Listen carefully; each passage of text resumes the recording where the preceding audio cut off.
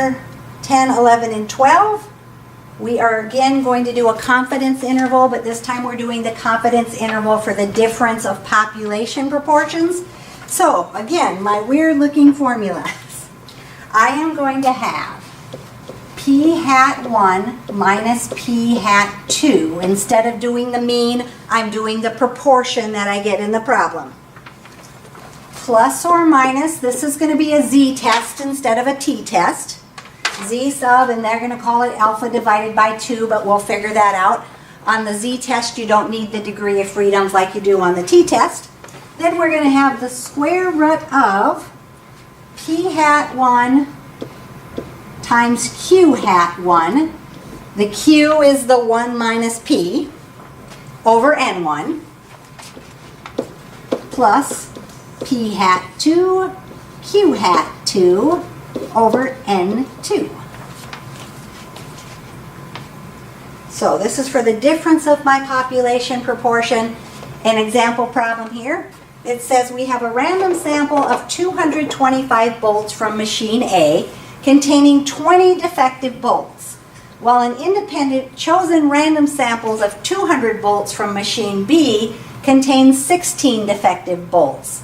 Let P1 be the proportion of the population of all the bolts from machine A that are defective.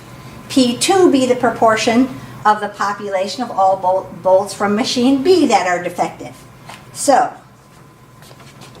P hat 1 is going to be 20 out of 225. I'm going to put the Q down lower because, or not the Q, the P hat 2, my other one. P hat 2, my other proportion for machine B would be 16 out of 200.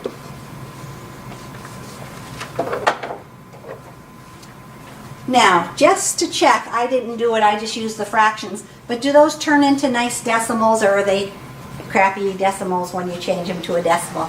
If you take 20 divided by 225, does it come out nice or does it? Nope. Okay, then we got to use the fraction. So Q hat 1, we would do 1 minus 20 over 225. The quick way to do that is just take the 225 minus the 20, right? 225 minus 20 would give me 205 out of 225.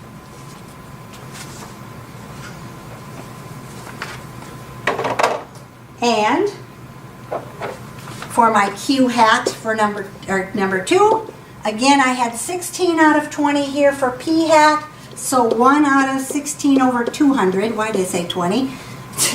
Again, I can just subtract. If I take 200 minus my 16, that will give me my new numerator. 200 minus 16 would give me 184 out of 200. So P hat is my given proportion. Q hat would be the complement, or 1 minus that, so that the two add together and give you 100% of your data. So plugging that into my formula then, we have, switch to blue here, P hat 1, 200, or 20 out of 225, minus P hat 2, which is 16 out of 200, plus or minus, I'm going to go down here, Z sub. Now again on this one we have a 90% confidence interval, but the 90% is the part in the middle. And so we want the part on each ends. So again, we're going to use the 5%, and that's why they have alpha divided by 2. There's 10% between each of those, so there's 5% on each end of that to add up to my 100%. So we're going to use Z sub 0.05. Don't have to worry about degree of freedom when you do your Z's. Then we're going to do 20 over 225 times 205 over 225 all over 225 plus 16 over 200 times 184 over 200 all over 200. And that's the crazy looking formula I'm going to punch in on my ALEKS program.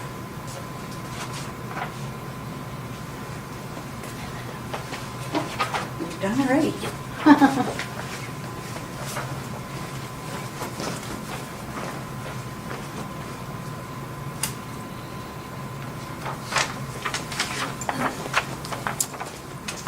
So you want to punch that in on your calculator all together so you can find your lower limit and your upper limit. By the way, if you're doing a fraction on your keyboard, you can just hit the slash. So if you do 20/225, it'll put that fraction there for you instead of having to click up and down and all over the place.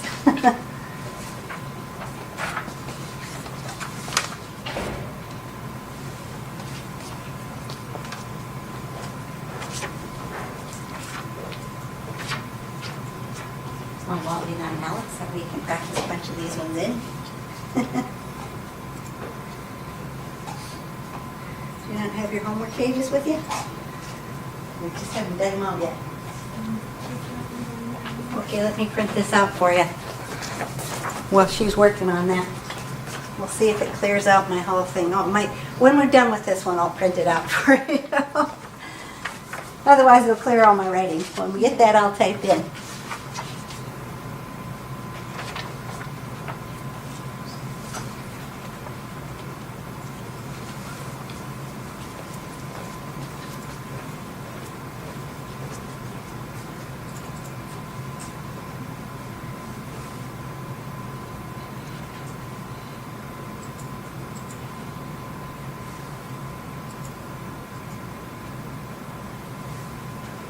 Make sure, whoops,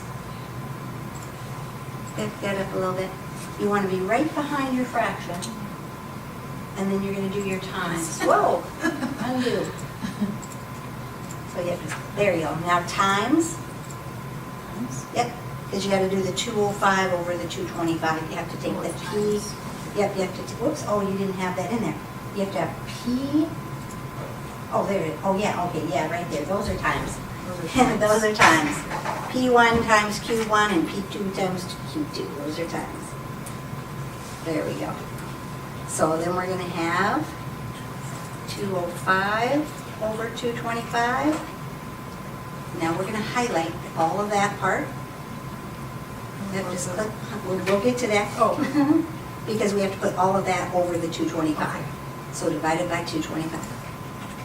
Now we're going to go over to the side.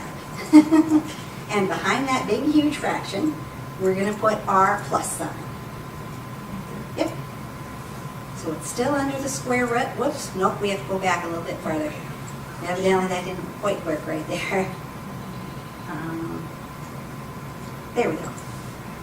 Now we're going to do our other fraction. 16 over 200. 200, yep.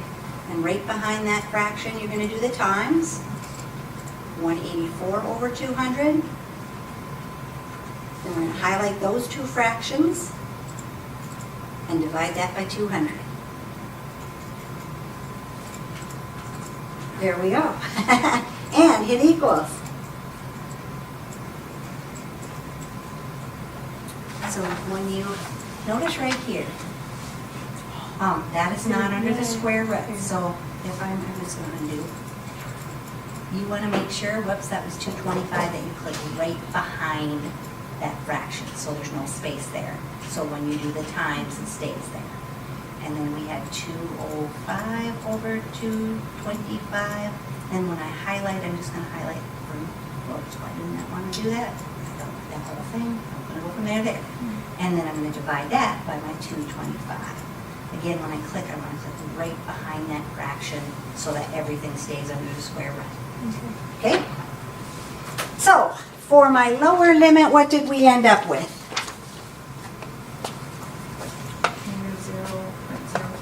Negative 0.03. You got 5? Yep.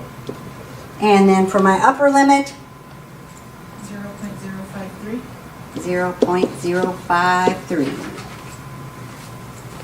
Wait to make sure she gets the same answer, just so we know she got those all typed in right. All right. All right, so if you scroll way to the very beginning, did you do the plus or minus in there? You did the plus. Slide to the beginning of that. Oh, you just did the last part of it. You didn't do the part in the front first set of parentheses that I smushed up there. So add in front of there, parentheses, 220 over 225, and right behind that minus 16 over 200. Close the parenthesis behind that, yep, right behind there. And then the plus or minus in between in front of the z. That's right, yep, there we go. Now let's hit equals. And if we slide to the very beginning, we get 0.0354, right? And then if we slide over to the second answer, 0.53. Okay? So, kind of cumbersome to get typed in, but not really too bad to plug them into the formula. I did mine using a different calculator, so I'm going to fix my answer so that I have the same answers you guys. Alrighty, number 11 then, same thing. Slide, whoops, I got to put my thing down.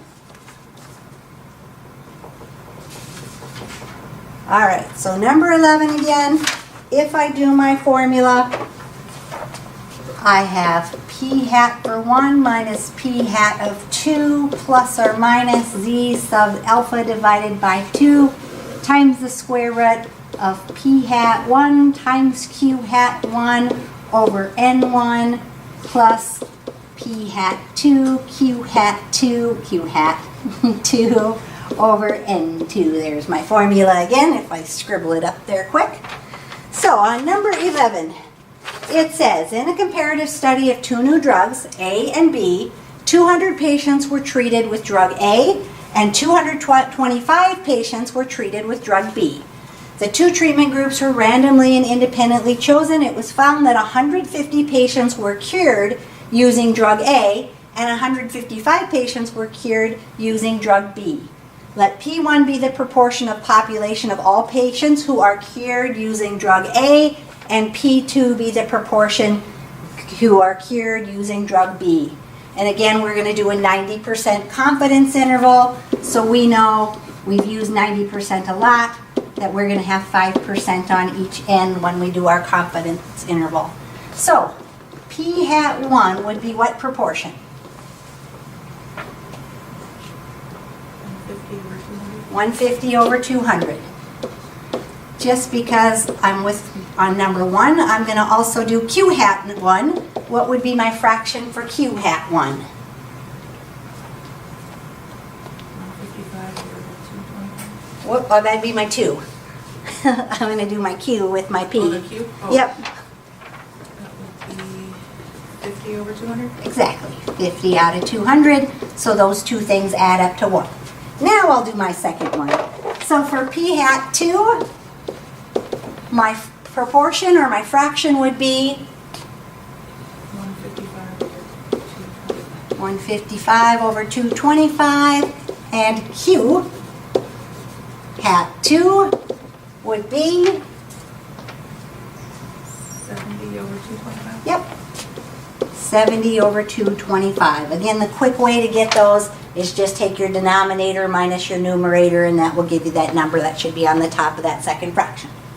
So, plugging that into our magnificently long formula, we are going to do P hat 1, which is 150 over 200, minus P hat 2, which is our 155 over 225, plus or minus Z sub 0.05, that's our alpha divided by 2, times the square root of P hat 1, which is 150 over 200, times P hat 2, which is our 50 over 200, all divided by our N1, which is our 200, plus P hat 2, which is our 155 over 225, times Q hat 2, which is our 70 over 225, all over N2, which is our 225.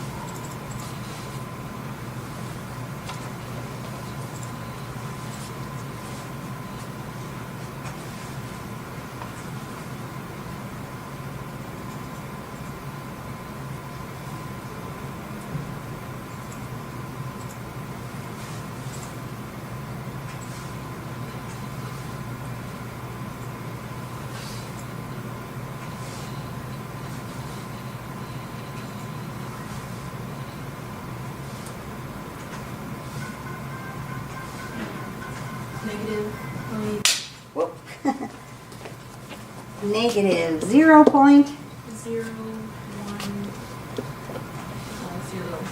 0.1. Okay? And my upper limit will be 0.133. Again, due to rounding things, if you're slightly off, it's going to count it correct. When I did it, I was using just the regular calculator and rounding everything off to 3 decimal places. If you use the Alex calculator, it doesn't do any rounding. And so sometimes you get slightly different answers, but it will count it correct either way. All right, number 12. Doing the same thing. Says in a random sample or random independent samples of 225 adults and 375 teenagers who watched a certain television show. 148 adults and 191 adults indicated they liked the show. Let P1 be the proportion of all adults watching the show who liked it. P2 be the proportion of all teens watching the show who liked it. Find a 90% confidence interval, which we know then we are going to have 0.05 since our 90% is in the middle. So, P hat 1 would be what fraction?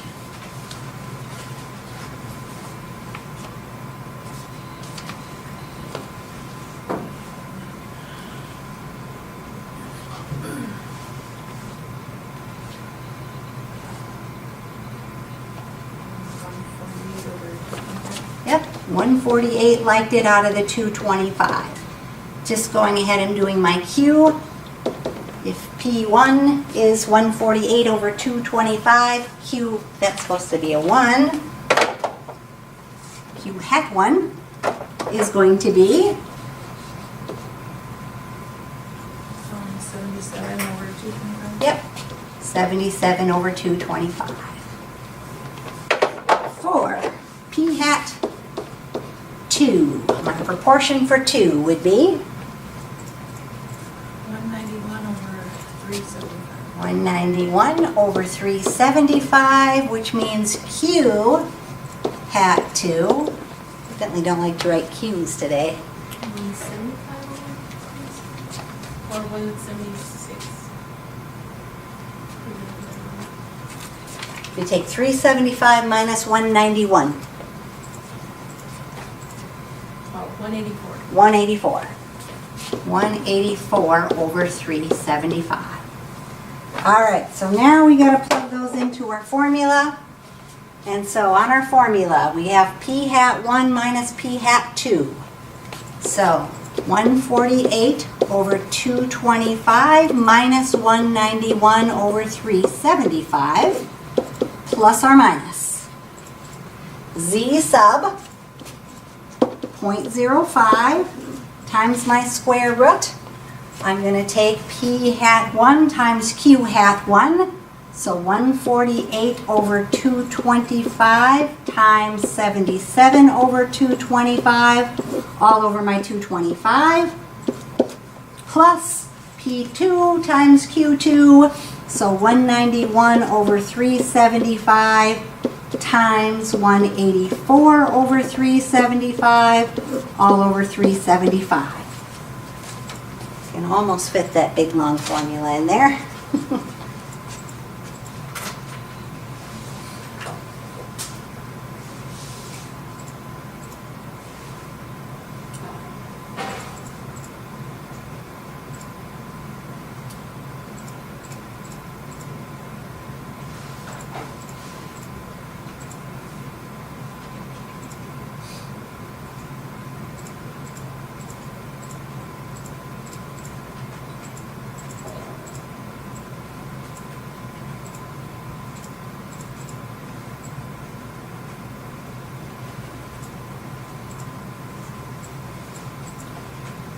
.081. 0.081 is my lower limit. 0.216. 0.216 is my upper limit. All right. So not so bad. It's the worst part is getting it typed in correctly once we have our formula there.